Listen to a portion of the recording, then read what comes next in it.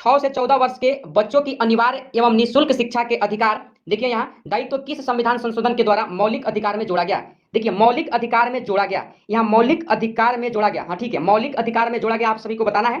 देखिए अगर आपसे संविधान संशोधन आपसे पूछ लिया गया है, ध्यान रखिएगा आपके इस प्रश्न का सही जवाब ऑप्शन सी हो जाएगा, 86वां संविधान संशोधन 2002, आप लोग ध्यान रखिएगा। और देखिए आपका मौलिक कर्तव्य कितना है, तो 11 है। और देखिए 11वां जो आपका मौलिक कर्तव्य है वह क्या है, तो ध्यान रखिएगा 6 से 14 वर्ष के बच्चों की अनिवार्य एवं निःशुल्क शिक्षा का दायित्व उनके माता पिता को दिया गया। ठीक है, तो देखिए यहाँ पर मौलिक अधिकार पूछा गया है, तो 86वां संविधान संशोधन 2002 आप लोग ध्यान रखिएगा। ठीक है, ध्यान रखिएगा इससे संबंधित आपका जो अनुच्छेद है, यानी कि मौलिक अधिकार का जो अनुच्छेद है 21 का क आप लोग ध्यान रखिएगा। ठीक है, जो 6 से 14 वर्ष के बच्चों के लिए अनिवार्य एवं निःशुल्क शिक्षा का क्या करता है, अधिकार का दायित्व करता है। ठीक है, तो अनुच्छेद पूछा जाए 21 का क बता दीजिएगा। संविधान संशोधन पूछा जाए तो देखिए 86वें संविधान संशोधन 2002 आप लोग ध्यान रखिएगा। आपके इस प्रश्न का सही जवाब ऑप्शन नंबर देखिए सी हो जाएगा। ठीक है, लेकिन यहीं पर आप लोग देखिए 4 के 4 जो ऑप्शन में आपके दिए गए हैं संविधान संशोधन काफी ज्यादा इंपॉर्टेंट है। देखिए 42वें संविधान संशोधन 1976 की अगर मैं बात करूं तो ध्यान रखिएगा, यानी कि यह जो आपका 42वां यानी कि संशोधन अधिनियम है, संविधान संशोधन अधिनियम है, इसे मिनी संविधान भी कहा जाता है। ठीक है, मिनी संविधान भी कहा जाता है, आप लोग इस बात को ध्यान रखिएगा। और इसी 42वां संविधान संशोधन के तहत ही जो आपका प्रस्तावना है, उस प्रस्तावना में देखिए कुछ नए शब्द जुड़े गए, जैसे समाजवादी,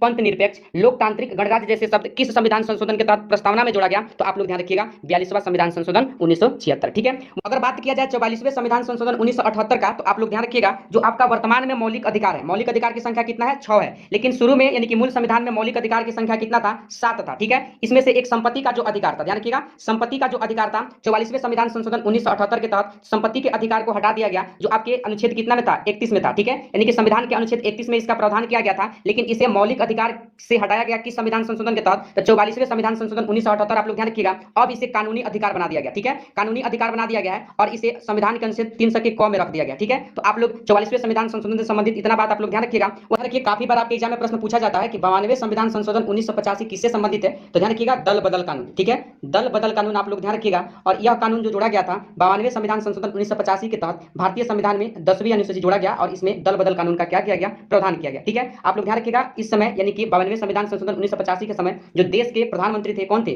राजीव गांधी थे। कौन थे, राजीव गांधी थे। आप लोग इस बात को ध्यान रखिएगा। तो देखिए चारों के चारों जो आपका ये संविधान संशोधन दिया गया है काफी इंपॉर्टेंट है, आप लोग हमेशा इसको याद रखिएगा, लेकिन आपके प्रश्न के अकॉर्डिंग इसका सही जवाब ऑप्शन सी होगा। ठीक है, चलिए अगला प्रश्न क्या है, देखिए 2 नंबर, संसद का पहला घंटा क्या कहलाता है। देखिए संसद का अगर पहले घंटे की बात किया जाए तो देखिए पहला घंटा जो होता है ध्यान रखिएगा, यानी कि प्रश्नकाल का होता है। क्या होता है, प्रश्नकाल का होता है। और इसका समय क्या होता है, तो आप लोग ध्यान रखिएगा इसका जो समय होता है यानी कि 11 से ध्यान रखिएगा, यानी कि 11 AM से 12 PM तक होता है। ठीक है, 11 AM से 12 PM तक होता है। वही अगर बात कर लिया जाए शून्यकाल का, तो ध्यान रखिएगा प्रश्नकाल के बाद के समय को क्या कहा जाता है, शून्यकाल कहा जाता है। और इसका जो समय होता है यानी कि 12 से 1 PM आप लोग ध्यान रखिएगा। देखिए संसद का पहला घंटा आपसे पूछा गया है, ध्यान रखिएगा ऑप्शन नंबर ए होगा आपके इस प्रश्न का सही जवाब, प्रश्नकाल कहलाता है। ठीक है, चलिए अगला प्रश्न है, देखिए 3 नंबर, हेमावती नदी किसकी सहायक नदी है। देखिए हेमावती के बारे में आपसे पूछा गया है, तो ध्यान रखिएगा जो आपका हेमावती है ध्यान रखिएगा कावेरी की सहायक नदी है, ऑप्शन नंबर बी हो जाएगा आपके इस प्रश्न का सही जवाब। और यह कर्नाटक राज्य में बहती है। ठीक है, कर्नाटक राज्य में क्या होती है, बहती है। वही अगर कृष्णा का बात किया जाए तो ध्यान रखिएगा कृष्णा की जो सहायक नदी है कोयना, आप लोग ध्यान रखिएगा, कोयना आप लोग ध्यान रखिएगा। ठीक है, वहीं पर तुंगभद्रा भी इसका ही सहायक नदी है। ठीक है, भीमा का भी नाम आप लोग ध्यान रखिएगा। ठीक है, तो आप लोग का सही जवाब इस प्रश्न का क्या होगा, तो हेमावती किसकी सहायक नदी है, तो कावेरी, ऑप्शन बी को आप लोग ध्यान रखिएगा।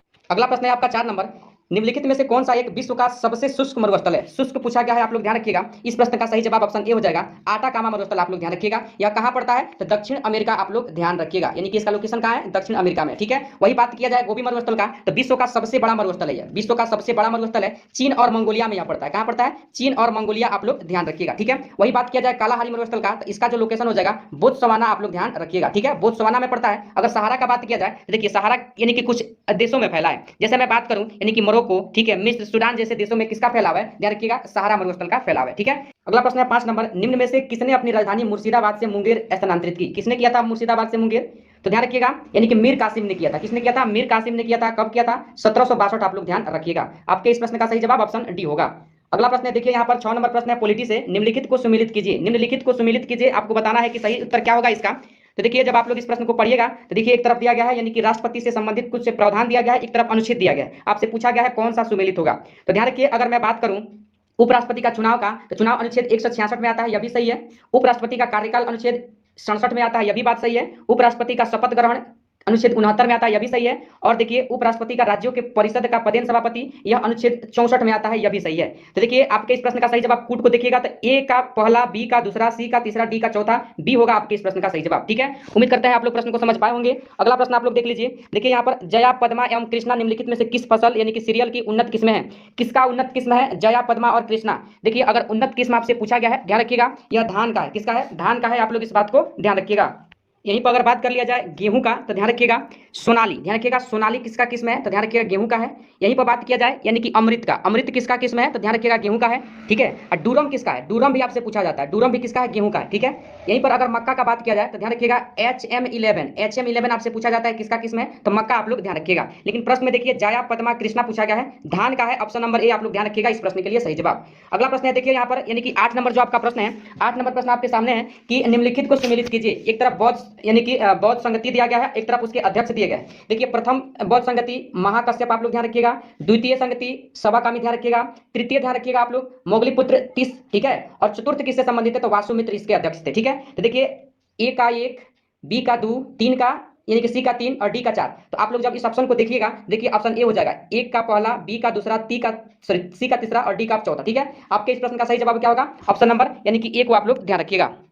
यहीं पर आप लोग ध्यान रखिएगा प्रथम बौद्ध संगति कब हुआ था? तो ध्यान रखिएगा 483 ईसा पूर्व में हुआ था। कब हुआ था? 483 ईसा पूर्व आप लोग ध्यान रखिएगा। कहाँ हुआ था? तो राजगिरी आप लोग ध्यान रखिएगा, राजगिरी ध्यान रखिएगा। किसके शासनकाल में हुआ था? ध्यान रखिएगा अजात शत्रु के शासनकाल में यानी कि इस बौद्ध संगति का आयोजन हुआ था। ठीक है, आप लोग ध्यान रखिएगा। वही द्वितीय बौद्ध संगति का बात किया जाए तो आप लोग सुनिएगा 383 ईसा पूर्व में हुआ था। कब हुआ था? 383 ईसा पूर्व में हुआ था। कहाँ हुआ था? तो वैशाली आप लोग ध्यान रखिएगा। किसके शासनकाल में पूछ लिया जाए तो कालाशोक। ठीक है, कालाशोक आप लोग बता दीजिएगा। ठीक है, कालाशोक का नाम आप लोग ध्यान रखिएगा, द्वितीय बौद्ध संगति। ठीक है, तृतीय का अगर बात किया जाए तो ध्यान रखिएगा 251 ईसा पूर्व में यह हुआ था। ठीक है, कहाँ हुआ था? पाटलिपुत्र अशोक के शासनकाल में हुआ था। ठीक है, वही अगर चतुर्थ बौद्ध संगति का बात किया जाए तो 1 ईस्वी आप लोग ध्यान रखिएगा। और कहाँ हुआ था? तो कश्मीर के कुंडल वन आप लोग ध्यान रखिएगा। और किसके शासनकाल में? कनिष्क के शासनकाल में, जो कुषाण वंश के राजा थे, कनिष्क के शासनकाल में हुआ। ठीक है, तो आप लोग इतना बात बौद्ध संगति से ध्यान रखिएगा, इससे बाहर आपके प्रश्न पूछेगा बौद्ध संगति से नहीं जाएगा। ठीक है, चलिए आगे प्रश्न को देखते हैं। अगला प्रश्न है देखिए 9 नंबर, निम्नलिखित में से कौन सा अभिलेख कलिंग नरेश खारवेल से संबंधित है? कलिंग नरेश खारवेल से संबंधित कौन है? तो ध्यान रखिएगा हाथी गुफा अभिलेख। ठीक है, हाथी गुफा अभिलेख का नाम आप लोग ध्यान रखिएगा। ध्यान रखिएगा यह अभिलेख उड़ीसा के भुवनेश्वर नामक स्थान पर है। और अगर आपसे पहाड़ी पूछ लिया जाए तो ध्यान रखिएगा उदयगिरी पहाड़ी। ठीक है, उदयगिरी पहाड़ी का नाम आप लोग ध्यान रखिएगा। ठीक है, आपके इस प्रश्न का सही जवाब ऑप्शन ए होगा। अगला प्रश्न है भारत के कितने राज्य पड़ोसी देश के साथ सीमा से जुड़ते हैं? देखिए काफी इजी प्रश्न है और इस प्रश्न का सही जवाब हो जाएगा 16। ठीक है, ऑप्शन नंबर ए को आप लोग ध्यान रखिएगा। 11 नंबर प्रश्न है बिना प्रतिनिधित्व कोई कराधान नहीं, निम्नलिखित में से किसका लोकप्रिय नारा था? तो किस स्वतंत्रता संग्राम का लोकप्रिय नारा था आप सभी को बताना है? तो अमेरिकी स्वतंत्रता संग्राम आप लोग ध्यान रखिएगा। आपके इस प्रश्न का सही जवाब ऑप्शन बी हो जाएगा। अगला प्रश्न है देखिए 12 नंबर, यानी कि हड़प्पा सभ्यता के अंतर्गत हल से जोते गए खेत का साक्ष्य कहां से मिला है? देखिए हल से जोते गए खेत का अगर साक्ष्य आपसे पूछा जाए तो ध्यान रखिएगा कालीबंगा से मिला है। कहां है? राजस्थान आप लोग ध्यान रखिएगा। ठीक है, चलिए प्रश्न आपका देख लीजिए 13 नंबर, किस मुगल बादशाह की मृत्यु दीनपनाह पुस्तकालय की सीढ़ियों से गिरने के कारण हुआ? देखिए दीनपनाह पुस्तकालय कहां है? तो ध्यान रखिएगा दिल्ली में है। कहां है? दिल्ली आप लोग ध्यान रखिएगा। और देखिए हुमायूं का मृत्यु हुआ था दीनपनाह पुस्तकालय से गिर करके, उसके सीढ़ी से गिर करके 27 जनवरी, ध्यान रखिएगा 27 जनवरी का डेट आप लोग ध्यान रखिएगा 1556 को हुमायूं का मृत्यु हुआ था। ठीक है, आपके प्रश्न का सही जवाब भी होगा। अगला प्रश्न है देखिए 4 नंबर, यूनेस्को के द्वारा भारत के कितने रेल मार्गों को विश्व विरासत सूची में शामिल किया गया है? देखिए ऑप्शन नंबर डी को आप लोग ध्यान रखिएगा। 14 के लिए सही जवाब क्या हो जाएगा आपका? तो ध्यान रखिएगा ऑप्शन नंबर क्या होगा? डी होगा सही जवाब। ठीक है, कौन कौन? तो ध्यान रखिए वे 4 रेलवे का नाम है, ध्यान रखिएगा दार्जिलिंग हिमालयन रेलवे, पहला है दार्जिलिंग हिमालयन रेलवे का नाम ध्यान रखिएगा। दूसरा आप लोग ध्यान रखिएगा नीलगिरी माउंटेन रेलवे। ठीक है, तीसरा ध्यान रखिएगा कालका शिमला रेलवे। ठीक है, और चौथा हो जाएगा छत्रपति शिवाजी टर्मिनल। कहां पड़ता है? तो मुंबई आप लोग ध्यान रखिएगा। इसी 4 रेलवे को विश्व विरासत की अपनी सूची में यूनेस्को ने क्या किया है? शामिल किया है। तो कुल संख्या कितना है? तो 4 आप लोग ध्यान रखिएगा, ऑप्शन डी में दिया गया है। अगला प्रश्न है 15 नंबर, कागज का पहला सफल कारखाना कहां पर लगाया गया था? देखिए कागज का प्रथम सफल कारखाना पूछा गया है, ध्यान रखिएगा लखनऊ में लगाया गया था। ठीक है, ऑप्शन नंबर सी होगा आपके इस प्रश्न का जवाब। 16 नंबर प्रश्न है महात्मा गांधी के राजनीतिक जीवन की निम्नलिखित घटनाओं का कालक्रम क्या है? देखिए चंपारण सत्याग्रह 1900 कब हुआ था? तो 17 में हुआ था। ठीक है, और ध्यान रखिएगा असहयोग आंदोलन कब हुआ था? 1920 में हुआ था। और ध्यान रखिएगा अहमदाबाद आंदोलन कब हुआ था? 1918 में हुआ था। खेड़ा सत्याग्रह भी 1918 में हुआ था। आपको देखिए क्रमबद्ध तरीका से दिया गया है, आपको बताना है कि कौन सा कूट सही है। तो देखिए पहला का क्या हो जाएगा? यानी कि चंपारण सत्याग्रह, यानी कि पहला ए हो जाएगा। दूसरा क्या हो जाएगा? तो ध्यान रखिएगा दूसरा अहमदाबाद, तीसरा हो जाएगा खेड़ा और चौथा क्या हो जाएगा? असहयोग आंदोलन, यानी कि ऑप्शन 4। तो आपका देखिए कूट जो सही जवाब देगा ऑप्शन बी आपका सही जवाब होगा। ध्यान रखिएगा, आप एक बार पुनः मिला लीजिएगा, आपका सही जवाब बी ही होगा इस प्रश्न का। ठीक है, अगला प्रश्न देखिए सारगेसो सागर अवस्थित है किस महासागर में अवस्थित है? तो ध्यान रखिएगा 17 नंबर के लिए ए, उत्तरी अटलांटिक महासागर में सार्गेसो सागर अवस्थित है। ठीक है, अगला प्रश्न है, देखिए यहाँ पर निम्नलिखित में से कौन सा रीट का अर्थ रोकना होता है? देखिए रोकना किस रीट का अर्थ होता है आपको बताना है। तो देखिए प्रतिषेध का अर्थ होता है क्या? रोकना। आप लोग इस बात को ध्यान रखिएगा। ठीक है, चलिए अगला प्रश्न है 19 नंबर, भक्ति आंदोलन के दौरान असम में किसने इस आंदोलन का प्रतिनिधित्व किया? किसने इस आंदोलन का प्रतिनिधित्व किया आप सभी को बताना है। तो देखिए 19 का सही जवाब ऑप्शन ए हो जाएगा, शंकर देव ने किया था। ठीक है, शंकर देव ने किया था भक्ति आंदोलन का नेतृत्व असम से। ठीक है, और ध्यान रखिएगा यह आंदोलन 800 ईस्वी से लेकर के 1700 ईस्वी के बीच में हुआ था। आपके इस प्रश्न का सही जवाब ऑप्शन ए हो जाएगा, शंकर देव का नाम आप लोग ध्यान रखिएगा। अगला प्रश्न है, निम्नलिखित को सुमेलित कीजिए। देखिए सुमेलित करना है और बताना है कि सही जवाब क्या होगा। देखिए अगर सुमेलित पर देखें तो और भी ऑप्शन आपके सामने है, देख लीजिए। बाकी ऑप्शन आपके सामने है, यहाँ पर देख लीजिए और बताइए कूट का प्रयोग करके कि क्या आपका सही जवाब होगा इस प्रश्न का। ठीक है, तो देखिए अगर इस प्रश्न का सही जवाब का बात की आदिल शाही किससे संबंधित हो जाएगा? तो ध्यान रखिएगा बीजापुर, यानी कि ए का क्या होगा? 2 होगा। आप लोग देख लीजिए यहाँ पर कूट पे। ठीक है, यानी कि कूट में आप लोग देख लीजिए ए का कितना 2, ए का कितना 2 आप लोग ध्यान रखिएगा। यानी कि ए का आई 1 दिया है तो ये गलत है, आई 3 दिया है तो गलत है। बी और डी में आपको बताना है सही जवाब क्या होगा। तो ध्यान रखिएगा यानी कि आदिल शाह का संबंध कहां से हो जाएगा? तो ध्यान रखिएगा 2, यानी कि बीजापुर आप लोग ध्यान रखिएगा। ठीक है, अगला प्रश्न है 20 नंबर, यहाँ पर कुछ ऑप्शन दिया गया है और कुछ यहाँ पर कूट दिया गया है। आपको पढ़ के बताना है कि सही जवाब क्या होगा इस प्रश्न का। देखिए पूछा है निम्नलिखित को सुमेलित कीजिए। ध्यान दीजिए आदिल शाही बीजापुर से संबंधित हो जाएगा। ठीक है, वही अगर बात किया जाए कुतुब शाही का तो ध्यान रखिएगा निजाम, यानी कि यहाँ पर क्या गोलकुंडा से। कहां से? गोलकुंडा, यानी कि एक का 2 हो जाएगा और बी का क्या होगा 3। तो एक का 2 और बी का 3 देखिए आपके ऑप्शन डी में दिया गया है। आपके प्रश्न का सही जवाब ऑप्शन डी होगा। और इसको अच्छे ढंग से आप लोग को समझने के लिए थोड़ा सा वीडियो को स्टॉप कीजिए और तब इस प्रश्न को आप लोग सॉल्व कीजिए। ठीक है, अगला प्रश्न है, देखिए यहाँ पर उस भारतीय का क्या नाम था जिसने तीनों गोलमेज सम्मेलन में भाग लिया? देखिए उनका नाम था doctor Bhimrao Ambedkar. Option number यानी कि ए आप लोग ध्यान रखिएगा, यानी कि तीनों गोलमेज सम्मेलन में भाग लिए थे। गांधी जी द्वितीय गोलमेज सम्मेलन में भाग लिए थे। प्रथम गोलमेज सम्मेलन 1930 में हुआ था, द्वितीय हुआ था 1931 में और तृतीय हुआ था 1932 में। देखिए 1931 में गांधी जी भाग लिए थे, बाकी 30, 31, 32 में कौन लिए थे? बी, यानी कि बी आर अम्बेडकर का नाम आप लोग ध्यान रखिएगा। अगला प्रश्न है 22 नंबर, भारतीय संविधान की प्रस्तावना में सामाजिक, आर्थिक और राजनीतिक न्याय को कहां से लिया गया है? देखिए यानी कि रूसी क्रांति आप लोग ध्यान रखिएगा 1917। ठीक है, आपके प्रश्न का सही जवाब ऑप्शन बी हो जाएगा। अगला प्रश्न है, देखिए यहाँ पर यानी कि 23 नंबर, भी आकार की घाटी किससे बनती है? देखिए भी आकार की घाटी किससे बनती है आप सभी को बताना है। तो देखिए भी आकार की घाटी जो बनती है नदी से बनता है। ऑप्शन बी होगा आपके इस प्रश्न का सही जवाब, ध्यान रखिएगा। अगला प्रश्न है, देखिए 24 नंबर, आकाशगंगा में सबसे चमकदार तारा का नाम आप सभी को बताना है। देखिए आकाशगंगा में सबसे चमकदार तारा साइरस का नाम ध्यान रखिएगा। ऑप्शन नंबर डी आपके प्रश्न का सही जवाब होगा। अगला प्रश्न है, जनगण मन पहली बार किस अवसर पर गाया गया था? किस अवसर पर पहली बार गाया गया था? ध्यान रखिएगा ऑप्शन नंबर सी, भारतीय राष्ट्रीय कांग्रेस का अधिवेशन, यानी कि कांग्रेस अधिवेशन 1911 में गाया गया था। कहां गाया गया था? तो ध्यान रखिएगा कोलकाता। ठीक है, अगला प्रश्न है आपका 26 नंबर, भारत का सबसे पश्चिमी बिंदु का नाम क्या है? देखिए पश्चिमी बिंदु सर क्रीक, यानी कि गुजरात आप लोग ध्यान रखिएगा, गुजरात में है।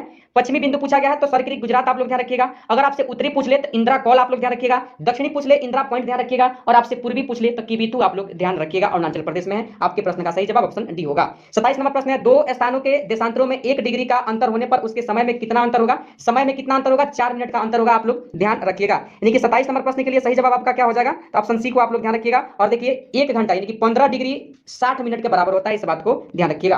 अगला प्रश्न 28 नंबर है, राष्ट्रपति शासन के प्रभाव की घोषणा जारी होने की कितने माह के भीतर देखिए यहाँ पर संसद के द्वारा अनुमोदन किया जाना आवश्यक है? देखिए 2 माह आप लोग ध्यान रखिएगा। ऑप्शन नंबर सी आपके इस प्रश्न का सही जवाब होगा। अगला प्रश्न है, देखिए यहाँ पर 29 नंबर, निम्नलिखित को सुमेलित कीजिए। देखिए एक तरफ सूची 1 है और एक तरफ सूची 2। देखिए यहाँ पर यंग इंडिया महात्मा गांधी आप लोग ध्यान रखिएगा, यानी कि डी का कितना हो जाएगा 3, डी का कितना हो जाएगा 3, सी का कितना हो जाएगा तो 4 आप लोग ध्यान रखिएगा। एनी बेसेंट न्यू इंडिया, ठीक है, वही फिरोज शाह मेहता का बात किया जाए तो ध्यान रखिएगा बॉम्बे क्रॉनिकल, ठीक है, बॉम्बे क्रॉनिकल, वही बात किया जाए अबुल कलाम आजाद का तो अल हिलाल आप लोग ध्यान रखिएगा, यानी कि ए का क्या होगा 2, ठीक है, बी का 1, सी का 4 और डी का 3। ठीक है, आपके इस प्रश्न का सही जवाब ऑप्शन ए हो जाएगा। अगला प्रश्न है 30 नंबर, भारतीय सहायता से निर्मित चुखा जल विद्युत परियोजना कहाँ स्थित है? कहाँ स्थित है आपको बताना है। देखिए 30 का सही जवाब भूटान आप लोग ध्यान रखिएगा। ठीक है, क्या ध्यान रखिएगा? भूटान में स्थित है। अगला प्रश्न है, देखिए यहाँ पर 31 नंबर, न्यूनतम लिंगानुपात वाला केंद्र शासित प्रदेश आपको बताना है। देखिए न्यूनतम पूछा गया है तो ध्यान रखिएगा न्यूनतम जो हो जाएगा आपका दमन एवं दीव को आप लोग ध्यान रखिएगा। ठीक है, अगर आपसे डाटा पूछ ले तो दमन और दीव को ध्यान रखिएगा 618 प्रति हजार पुरुष। ठीक है, वही अगर अधिकतम पूछा जाए तो पुडुचेरी ध्यान रखिएगा, यानी कि 1038 प्रति हजार पुरुष क्या है? महिलाएं हैं। ठीक है, चलिए अगला प्रश्न क्या है, देखिए 32 नंबर, भारतीय उपमहाद्वीप में सम्मिलित देशों में निम्नलिखित में से कौन शामिल नहीं है? कौन शामिल नहीं है आपको बताना है। तो देखिए म्यांमार का नाम आप लोग ध्यान रखिएगा, बाकी नेपाल, बांग्लादेश, भूटान क्या है? शामिल है, म्यांमार शामिल नहीं है। 33 नंबर प्रश्न है, नागरिकता अधिनियम 1955 के किन आधारों पर नागरिकता की बात नहीं करता है? देखिए ऑप्शन बी को ध्यान रखिएगा, संपत्ति अधिग्रहण के द्वारा। ठीक है, यानी कि 33 का सही जवाब ऑप्शन बी हो जाएगा। अगला प्रश्न है, देखिए यहाँ पर पंचायतों के लिए वित्त आयोग के स्थापना का प्रावधान संविधान का कौन सा अनुच्छेद करता है? अनुच्छेद आपसे पूछा गया है तो ध्यान रखिएगा ऑप्शन नंबर सी 243 का आई आप लोग ध्यान रखिएगा। अगला प्रश्न है 35 नंबर, पुनर्जागरण का अग्रदूत किसे माना जाता है। देखिए पुनर्जागरण का अग्रदूत अगर आपसे पूछ लिया गया है तो ध्यान रखिएगा आप लोग, यानी कि 35 के लिए जो आपका सही जवाब होगा ऑप्शन ए को आप लोग ध्यान रखिएगा, यानी कि ऑप्शन ए को आप लोग ध्यान रखिएगा, दांते का नाम आप लोग ध्यान रखिएगा। 35 के लिए सही जवाब आपका क्या हो जाएगा, दांते। ठीक है, अगला प्रश्न है 36 नंबर, अंडमान निकोबार द्वीप समूह का सबसे उत्तरी द्वीप कौन है। सबसे उत्तरी अगर आपसे पूछ लिया गया है तो ध्यान रखिएगा 36 नंबर प्रश्न के लिए जो आपका सही जवाब निकल करके सामने आएगा ऑप्शन बी को ध्यान रखिएगा, लैंडफॉल। ठीक है, लैंडफॉल आप लोग ध्यान रखिएगा। ठीक है, यही पर आपसे पूछा जाता है रॉस द्वीप और शहीद द्वीप के बारे में, यानी कि हाल ही में इसका नाम चेंज किया गया है। और ध्यान रखिएगा इसका जो नाम चेंज किया गया है, ध्यान रखिएगा रॉस द्वीप का जो वर्तमान नाम है आप लोग को ध्यान रखना है सुभाष चंद्र बोस द्वीप कर दिया गया है। और ध्यान रखिएगा सुभाष चंद्र बोस के जो जन्मदिन है 23 जनवरी को ध्यान रखिएगा पराक्रम दिवस के रूप में मनाया जाता है। ठीक है, वही अगर शहीद द्वीप का बात किया जाए तो देखिए शहीद द्वीप अगर बात कर लिया जाए तो ध्यान रखिएगा नील द्वीप का वर्तमान नाम है, यानी कि शहीद द्वीप का पहले नाम क्या था, नील द्वीप आप लोग ध्यान रखिएगा, वर्तमान क्या है तो शहीद द्वीप हो गया है। अगला प्रश्न है देखिए 37 नंबर, निम्नलिखित में से कौन से समिति नियंत्रण एवं महालेखा परीक्षक की वार्षिक प्रतिवेदनों की जांच करता है। कौन करता है आप सभी को बताना है, तो देखिए ऑप्शन बी को ध्यान रखिएगा, लोक लेखा समिति। ठीक है, अगला प्रश्न है आपका 38 नंबर, हंटर कमीशन की रिपोर्ट में विकास पर विशेष जोर दिया गया, किसके विकास पर विशेष जोर दिया गया आपको बताना है। तो देखिए प्राथमिक शिक्षा आप लोग ध्यान रखिएगा, ऑप्शन सी आपके इस प्रश्न का सही जवाब होगा। 39 नंबर प्रश्न है, संविधान निर्माण हेतु गठित सदन समिति के अध्यक्ष किन्हें चुना गया। देखिए सदन समिति अगर आपसे पूछा गया है तो ध्यान रखिएगा option number B Pattabhi Sitaramayya. ठीक है, बी पटाभी सीतारमैया का नाम आप लोग ध्यान रखिएगा, ऑप्शन बी हो जाएगा। यानी कि आपका 40 नंबर, निम्नलिखित कोशिका सूक्ष्म जीवित कोशिका है, यानी कि निम्नलिखित की कोशिका सूक्ष्म जीवित कोशिका है। देखिए माइक्रोप्लाज्मा आप लोग ध्यान रखिएगा, ऑप्शन नंबर सी आपके इस प्रश्न का सही जवाब होगा। अगला प्रश्न है 41 नंबर, वोल्टुलिज्म। वोल्टुलिज्म क्या है, तो देखिए वोल्टुलिज्म का अगर बात किया जाए तो ध्यान रखिएगा आप लोग ऑप्शन बी, जीवाणुओं से उत्पन्न खाद्य विषाक्तता है। ठीक है, ऑप्शन बी हो जाएगा। 41 के लिए सही जवाब ऑप्शन बी को आप लोग ध्यान रखिएगा। अगला प्रश्न है देखिए यहाँ पर, बर्ड फ्लू के वायरस के रूप में भी जाना जाता है, किसे जाना जाता है आपको बताना है। तो देखिए 42 के लिए सही जवाब आपका क्या हो जाएगा, तो देखिए H5N1 आप लोग ध्यान रखिएगा, ऑप्शन सी प्रश्न का सही जवाब होगा इस प्रश्न का। ठीक है, 43 नंबर प्रश्न है, एक जीव दूसरे जीव पर वृद्धि करता है परंतु उससे भोजन नहीं लेता है, वह क्या कहलाता है। देखिए काफी इजी प्रश्न है, आप लोग बता सकते हैं इस प्रश्न का जवाब क्या होगा। तो देखिए 43 के लिए सही जवाब ऑप्शन नंबर ए को ध्यान रखिएगा, अधिपादप कहा जाता है। क्या कहता है, अधिपादप कहा जाता है। अगला प्रश्न है देखिए यहाँ पर आपका 44 नंबर प्रश्न है, 3 तत्व जिनका उपयोग रासायनिक उर्वरकों में सर्वाधिक होता है, बताना है कौन कौन है। तो देखिए 44 के लिए सही जवाब क्या होगा, तो ऑप्शन बी को ध्यान रखिएगा, नाइट्रोजन पोटेशियम और फास्फोरस। ठीक है, ऑप्शन बी हो जाएगा आपके इस प्रश्न का सही जवाब। ठीक है, चलिए अगला प्रश्न है आपका 45 नंबर, देख लीजिए यहाँ पर 45 नंबर प्रश्न है, यानी कि प्राणी वर्गीकरण का पदानुक्रम निम्न में से कौन है आपको बताना है। देखिए पहले संघ आता है, वर्ग आता है, गण आता है, कुल आता है, वंश आता है, उसके बाद प्रजापति यानी प्रजाति आता है। ऑप्शन सी आप लोग ध्यान रखिएगा। ठीक है, अगला प्रश्न है 46 नंबर, कार्बोहाइड्रेट प्रोटीन और वसा का पूर्ण पाचन कहाँ होता है। देखिए पूर्ण पाचन का बात किया गया है तो ध्यान रखिएगा आप लोग ऑप्शन नंबर सी, छोटी आंत में होता है। ठीक है, कहाँ होता है, छोटी आंत। अगला प्रश्न है 47 नंबर, प्लूरा किसका आवरण है। प्लूरा किसका आवरण है बताना है आप सभी को। तो देखिए ऑप्शन ए ध्यान रखिएगा, फुसफुस या फेफड़ा का। ठीक है, प्रश्न 48 नंबर आपका, सभी कीट होते हैं तो ध्यान रखिएगा यूरिक कोटेलिक होते हैं, ऑप्शन सी हो जाएगा आपके इस प्रश्न का सही जवाब। 49 नंबर प्रश्न है, मानव शरीर में फेशियल हड्डियों की कुल संख्या कितनी है। फेशियल हड्डी अगर आपसे पूछा गया है तो ध्यान रखिएगा 14 होता है। ठीक है, 14 आप लोग ध्यान रखिएगा, आपके इस प्रश्न का सही जवाब क्या हो जाएगा, 14। 50 नंबर प्रश्न है, प्लांक नियतांक का मात्रक बताना है आप सभी को। तो देखिए इसका मात्रक ध्यान रखिएगा, जूल सेकंड होता है, ऑप्शन नंबर डी को आप लोग ध्यान रखिएगा। अगला प्रश्न है 51 नंबर, एक गेंद को क्षैतिज से किस कोण पर फेंके कि वह अधिकतम क्षैतिज दूरी तय करे। तो देखिए क्षैतिज पूछा गया है तो 45 आप लोग ध्यान रखिएगा, 45 डिग्री। ऊर्ध्वाधर पूछा जाए 90 डिग्री आप लोग ध्यान रखिएगा, लेकिन यहाँ पर पूछा गया है यानी कि क्षैतिज तो 45 डिग्री आपके प्रश्न का सही जवाब होगा, ऑप्शन नंबर ए। 52 नंबर प्रश्न है, किस पिंड को यानी किसी पिंड को पृथ्वी से चंद्रमा पर ले जाने पर क्या होगा, यानी कि क्या बदलेगा क्या नहीं बदलेगा आपको बताना है। तो ध्यान रखिएगा ऑप्शन सी, उसका द्रव्यमान वही रहेगा किंतु भार क्या होगा, बदल जाएगा, भिन्न भिन्न हो जाएगा। ठीक है, ऑप्शन सी आप लोग ध्यान रखिएगा इस प्रश्न के लिए। अगला प्रश्न है देखिए 53 नंबर, निम्नलिखित को सम्मिलित कीजिए, एक तरफ प्रक्रिया और एक तरफ परिवर्तन दिया गया है। देखिए जब इस प्रश्न को आप लोग सॉल्व कीजिएगा तो ध्यान रखिएगा, यानी कि वाष्पन क्या है, तो द्रव से गैस में बदलना वाष्पन कहलाता है। ठीक है, ऊर्ध्वपातन यानी कि ध्यान रखिएगा ठोस से गैस, ठोस से गैस ऊर्ध्वपातन, यानी कि ए का एक और बी का क्या होगा, तीन। तो एक का एक और बी का क्या होगा, तीन। देख लीजिए एक ही ऑप्शन है बी में तीन। वही बात किया जाए हिमीकरण का तो ध्यान रखिएगा हिमीकरण क्या हो जाएगा, तो गैस से द्रव, गैस से द्रव हिमीकरण, और पिघलना क्या हो जाएगा, ठोस से द्रव, यानी कि डी का क्या 4 और सी का 2। आपके प्रश्न का सही जवाब ऑप्शन डी।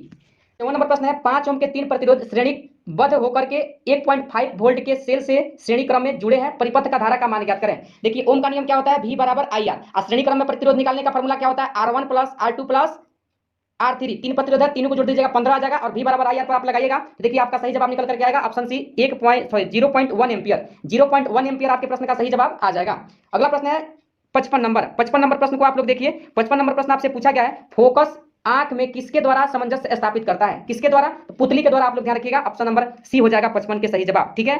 56 नंबर, वैज्ञानिकों का उनके आविष्कारों से मिलान कीजिए। देखिए एक तरफ वैज्ञानिक, एक तरफ आविष्कार दिया गया है, और देखिए यहाँ पर अलेक्जेंडर ग्राहम बेल किसको खोजा था? तो टेलीफोन को, यानी कि सी का क्या होगा? 4। तो सी का एगो 4 इधर है, एगो इधर है, दो को मिल गया। चलिए दोनों ऑप्शन में हम लोग को सिलेक्ट करना है सही जवाब। ऊपर वाला 2 ए और बी गलत है। वही बात किया जाए मार्कोनी का, तो मार्कोनी किसको खोजे थे? तो रेडियो। आप लोग ध्यान रखिएगा, मार्कोनी किसे? रेडियो, यानी कि ए का 2, यानी कि सी में भी दिया गया है, डी में भी दिया गया है। अब आप लोग बी को देखिए, जे एल बेड किसको खोजे थे? जे एल बेड किसको खोजे थे? तो ध्यान रखिएगा, यह टेलीविजन का खोज किए थे, यानी कि सी का कितना? 3। देखिए सी का 3 दिया है ऑप्शन नंबर डी में। आपके प्रश्न का सही जवाब ऑप्शन डी होगा। अगला प्रश्न देखिए यहाँ पर 57 नंबर, वे तत्व जो इलेक्ट्रॉन को ग्रहण करते हैं और ऋणात्मक आयन बनाते हैं डैश कहलाते हैं? और धातु होते हैं जो इलेक्ट्रॉन को ग्रहण करके माइनस का सिंबल, यानी कि माइनस आयन बनाते हैं, और जो इलेक्ट्रॉन क्या करते हैं धातु, उस पे क्या होता है? धन आयन होता है। ठीक है। देखिए ऋण पूछा गया है, ऑप्शन बी ध्यान रखिएगा, अधातु। 57 के लिए सही जवाब ऑप्शन बी। अगला प्रश्न है, तीसरे सेल में इलेक्ट्रॉन की अधिकतम संख्या। देखिए किसी सेल में इलेक्ट्रॉन की अधिकतम संख्या निकालने का फॉर्मूला क्या होता है? 2n² है। तीसरा बोला गया है तो 2 गुना n क्या है? सेलों की संख्या। तो 3 बोला है तो 3 का स्क्वायर कीजिएगा 9 आएगा, 9 में कितना? 2 से गुणा कीजिएगा 18 आ जाएगा। तो कितना इलेक्ट्रॉन रहते हैं? तो ध्यान रखिएगा 18। ठीक है। 59 नंबर प्रश्न है, आवर्त सारणी में किसी समूह में नीचे जाने पर कौन सा गुण नहीं बदलता है? देखिए कौन सा गुण नहीं बदलता है? संयोजकता नहीं बदलता है बापू, परमाणु भार, धात्विक गुण, कोषों की संख्या, यह बदल जाता है। संयोजकता नहीं बदलता है, ऑप्शन बी होगा आपके इस प्रश्न का सही जवाब। 60 नंबर प्रश्न है, निम्न में से कौन सा हाइड्रोजन का समस्थानिक नहीं है? देखिए ड्यूटेरियम, पोट्रियम और टाइट्रियम क्या है? हाइड्रोजन के 3 समस्थानिक है। बाकी बात किया जाए इट्रियम का, तो इट्रियम हाइड्रोजन का समस्थानिक नहीं है। ठीक है। अगला प्रश्न है 61 नंबर, मैग्नेटाइट है। देखिए मैग्नेटाइट क्या है? तो लोहा का एक क्या है? अयस्क है। आप लोग इस बात को ध्यान रखिएगा, और इसका सूत्र आपसे पूछ लिया गया है। ठीक है, सूत्र आपसे पूछ लिया गया है, ध्यान रखिएगा, Fe3O4 होता है। ऑप्शन नंबर बी को आप लोग ध्यान रखिएगा। ठीक है। अगला प्रश्न है 62 नंबर, पैरासीटामोल किस प्रकार की औषधि है? देखिए पैरासीटामोल अगर आपसे पूछा गया है तो प्रतिज्वारकारी एवं पीड़ाहारी है। ठीक है, ऑप्शन ए को आप लोग ध्यान रखिएगा। प्रश्न आपका 63 नंबर है, अधोलिखित में कौन सा पृथ्वी के कार्बन चक्र में कार्बन डाइऑक्साइड की मात्रा को नहीं बढ़ाता है? ध्यान रखिएगा, प्रकाश संश्लेषण से कार्बन डाइऑक्साइड की मात्रा नहीं बढ़ता है। ठीक है। अगला प्रश्न है 64 नंबर, पारिस्थितिक की नीचे यानी कि आला की संकल्पना को प्रतिपादित किया था किस वैज्ञानिक ने किया था? आपको बताना है। तो देखिए 64 का सही जवाब ऑप्शन नंबर आप लोग ध्यान रखिएगा, डी को आप लोग ध्यान रखिएगा। सॉरी डी नहीं, यहाँ पर ग्रीनेल का नाम आप लोग ध्यान रखिएगा। ठीक है, ग्रीनेल का नाम आप लोग ध्यान रखिएगा, 64 के लिए सही जवाब हो जाएगा। अगला प्रश्न है 65 नंबर, रेड डाटा बुक का प्रकाशन किसके द्वारा किया जाता है? चलिए बताइए किसके द्वारा इस बुक का प्रकाशन किया जाता है? देखिए 65 के लिए सही जवाब ध्यान रखिएगा, यानी कि ऑप्शन नंबर बी को IUCN के द्वारा इसका क्या किया जाता है? प्रकाशन किया जाता है। ठीक है। चलिए अगला प्रश्न है, देखिए यहाँ पर इनकी 66 नंबर, एस्काबाद किस देश की राजधानी है? चलिए मैं स्टैटिक जीके के जब प्रश्न को आपको सॉल्व करा रहा था तो उसमें आपको मैं राज्य राजधानी बताया था। आपको बताना है कि इसका किसका राजधानी है एस्काबाद, यानी किस देश का राजधानी है एस्काबाद। ध्यान रखिएगा 66 नंबर के लिए आप लोग ऑप्शन नंबर बी को ध्यान रखिएगा, तुर्कमेनिस्तान। ठीक है, तुर्कमेनिस्तान की राजधानी है एस्काबाद, आप लोग ध्यान रखिएगा। 66 के लिए सही जवाब ऑप्शन बी हो जाएगा। देखिए 67 नंबर प्रश्न है, ऑस्कर पुरस्कार जीतने वाली प्रथम भारतीय महिला? तो भानु अथैया का नाम आप लोग ध्यान रखिएगा, ऑप्शन नंबर बी होगा आपके इस प्रश्न का सही जवाब। 68 नंबर प्रश्न है, चीन गणराज्य के प्रथम राष्ट्रपति कौन थे? चीन गणराज्य के प्रथम राष्ट्रपति का नाम आपसे पूछ लिया गया है, ध्यान रखिएगा। इसके जो राष्ट्रपति हो जाएंगे प्रथम, ऑप्शन नंबर ए को ध्यान रखिएगा, डॉक्टर sun यat-sen का नाम आप लोग ध्यान रखिएगा। देखिए शहीद दिवस पूछा गया है आपसे 69 नंबर प्रश्न में, 30 जनवरी आप लोग ध्यान रखिएगा। ठीक है। 70 नंबर प्रश्न है आपका, निम्नलिखित में यक्षगान किस राज्य का लोक नृत्य है? कर्नाटक, आप लोग ध्यान रखिएगा, ऑप्शन नंबर बी। 70 के लिए आपका सही जवाब ऑप्शन बी हो जाएगा, यक्षगान कहाँ का है? कर्नाटक। ठीक है। चलिए 71 नंबर प्रश्न है, राष्ट्रीय मस्तिष्क अनुसंधान केंद्र कहाँ है? मस्तिष्क अनुसंधान केंद्र आपसे पूछा गया है, तो देखिए 71 का सही जवाब गुड़गांव आप लोग ध्यान रखिएगा, ऑप्शन नंबर ए में दिया गया है। ठीक है।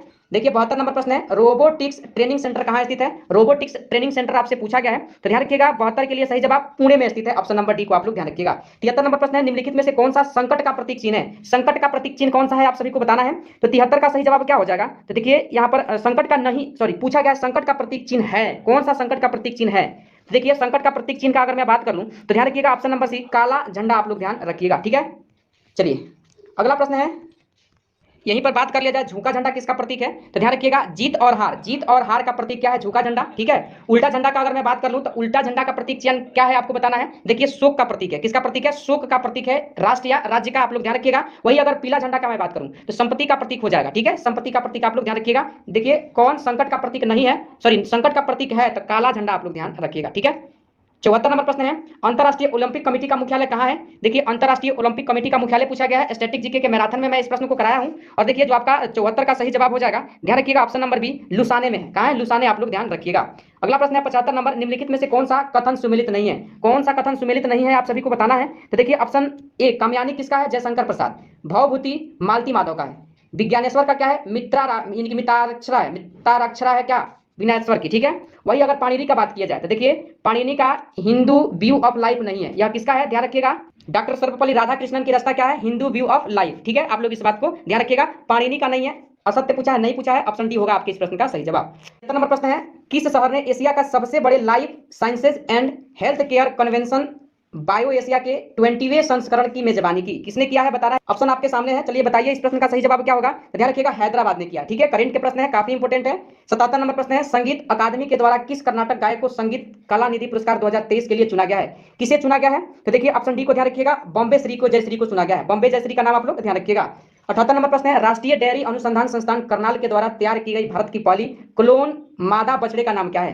क्या है क्लोन मादा बछड़े का नाम? तो गंगा आप लोग ध्यान रखिएगा, ऑप्शन नंबर ए में दिया गया है। अगला प्रश्न है 79 नंबर, सुप्रीम कोर्ट की 5 सदस्यीय संवैधानिक बेंच के ऐतिहासिक फैसले के अनुसार मुख्य चुनाव आयुक्त और चुनाव आयुक्तों की नियुक्ति पैनल में कौन कौन शामिल होते हैं? कौन कौन शामिल होते हैं आपको बताना है। तो देखिए इसके नियुक्ति में जो शामिल होते हैं, प्रधानमंत्री भी होते हैं, लोकसभा के नेता प्रतिपक्ष दोनों होते हैं, ठीक है, सुप्रीम कोर्ट के मुख्य न्यायाधीश भी होते हैं। तो देखिए ऑप्शन डी आप लोग ध्यान रखिएगा, यानी कि तीनों लोग शामिल होते हैं। 80 नंबर प्रश्न है, दुनिया का पहला 3D प्रिंटेड रॉकेट टेरॉन 1 को किसने लॉन्च किया है? किसने लॉन्च किया है आप सभी को बताना है। तो देखिए इसको लॉन्च करने का काम जो किया गया है, ऑप्शन सी को ध्यान रखिएगा, यानी कि रिलेटिव स्पेस, रिलेटिव स्पेस ने इसे क्या किया है, लॉन्च किया है। है मैथ का 81 नंबर, देखिए मैथ बहुत इजी है और आप लोग अगर थोड़ा सा ध्यान देते हैं तो पूरा नंबर आप मैथ में हासिल कर सकते हैं। देखिए प्रश्न पूछा गया 17 परिणाम का औसत 47 है। देखिए औसत का अगर बात करें ना, तो सबसे पहले आप इसका योग निकालिएगा। देखिए 47 परिणामों का औसत कितना है, 47, इसका योग कितना हो जाएगा, तो इसमें गुणा करके निकाल लीजिएगा जितना भी आए। प्रथम 9 का परिणामों का औसत 42, तब प्रथम 9 परिणाम का योग निकालिएगा 42 से गुणा करके, और अंतिम 9 परिणाम का योग कितना है, तो देखिए यहाँ पर 54, अंतिम 9 परिणाम का योग 54 से गुणा करके निकालिएगा। ये दोनों का योग जितना आएगा जोड़ दीजिएगा, इतना में से जितना टोटल का आएगा घटा लीजिएगा, 9वां परिणाम आपका निकल जाएगा, ऑप्शन सी आएगा 65 जवाब। ठीक है, यानी कि 81 नंबर प्रश्न के लिए सही जवाब आपका क्या आएगा, तो सी को ध्यान रखिएगा। ऐसा ही आपको सॉल्व करना है सारे प्रश्न को। अगर 82 नंबर प्रश्न को आप लोग सॉल्व कीजिएगा तो ध्यान रखिएगा काफी इजी प्रश्न है और इसको खुद से प्रयास कीजिए, ऑप्शन बी आएगा इसका सही जवाब 8125। ठीक है, 80 नंबर प्रश्न है आपका मैथ का ही, देखिए इजी प्रश्न है, इसको आप लोग जरूर सॉल्व करने का प्रयास कीजिएगा। देखिए वृत्त का त्रिज्या में 1% की वृद्धि करने को बोल रहा है, तो बोल रहा है कि क्षेत्रफल में कितना प्रतिशत वृद्धि हो जाएगा। देखिए आप लोग प्रश्न को पहले पढ़ लीजिए, उसके बाद आप लोग जवाब बताइएगा। देखिए 1% का भी सॉल्व कीजिएगा, काफी इजी प्रश्न है, सी यानी कि 20% आपका सही जवाब आएगा। उसी तरह बात करें 85 नंबर प्रश्न का, तो ध्यान दीजिए इसको आपको सॉल्व करना है, टेलीग्राम पर मैं पीडीएफ दे दूंगा, और ध्यान रखिए आपका सही जवाब ऑप्शन बी आएगा, 10 से 22 आ जाएगा। ठीक है, 86 नंबर प्रश्न को सॉल्व कीजिएगा तो इसका सही जवाब आपके सामने जो निकल करके आएगा, ऑप्शन नंबर डी आएगा 67.5 किलोमीटर। ठीक है, 87 नंबर प्रश्न को जब आप लोग सॉल्व कीजिएगा तो आपका सही जवाब ऑप्शन सी निकल करके आएगा 769। ठीक है, 91 नंबर प्रश्न है, देखिए चक्रवृद्धि ब्याज से है, यानी कि छमाही आप लोग ब्याज का जो कंपाउंड इंटरेस्ट, सिंपल इंटरेस्ट है ना, हमेशा उसको बना करके जाइएगा। 2 प्रश्न इससे आएगा, आराम से आप लोग सॉल्व कर सकते हैं। ठीक है, इस प्रश्न का सही जवाब क्या आएगा निकल कर, ध्यान रखिएगा ऑप्शन नंबर बी आ जाएगा 19,448 आ जाएगा। ठीक है, अगला प्रश्न है, देखिए 89 नंबर, एक समबाहु त्रिभुज की प्रत्येक भुजा इस वृत्त की त्रिज्या के बराबर है जिसका क्षेत्रफल 154 वर्ग सेंटीमीटर है, इस त्रिभुज का क्षेत्रफल कितना होगा? देखिए जब इसको निकालिएगा तो ध्यान दीजिए 89 नंबर प्रश्न का सही जवाब आपका कितना आएगा, तो 35 वर्ग सेंटीमीटर आएगा। ठीक है, 35 वर्ग सेंटीमीटर आप लोग ध्यान रखिएगा। ठीक है, नंबर प्रश्न है त्रिकोणमिति का, और ध्यान दीजिए इसका जो सही जवाब आएगा 1 आ जाएगा। ठीक है, चलिए 91 नंबर प्रश्न है, हिंदी से है, देख लीजिए, मीठा अमरूद में मीठा विशेषण किस कोटि का है? मीठा अमरूद में मीठा विशेषण किस कोटि का है आप सभी को बताना है। देखिए 91 के लिए ध्यान रखिएगा गुणवाचक विशेषण। ठीक है, 92 नंबर प्रश्न है, योगदान में कौन सा समास है? योगदान में कौन सा समास है, ध्यान रखिएगा तत्पुरुष समास हो जाएगा, ऑप्शन नंबर 1 को आप लोग ध्यान रखिएगा। ठीक है, अगला प्रश्न है, देखिए 93 नंबर, कॉलम तोड़ना मुहावरे का अर्थ आपको बताना है। तो देखिए कॉलम तोड़ना मुहावरे का अर्थ क्या हो जाएगा, तो ध्यान रखिएगा अच्छा लिखना आप लोग ध्यान रखिएगा।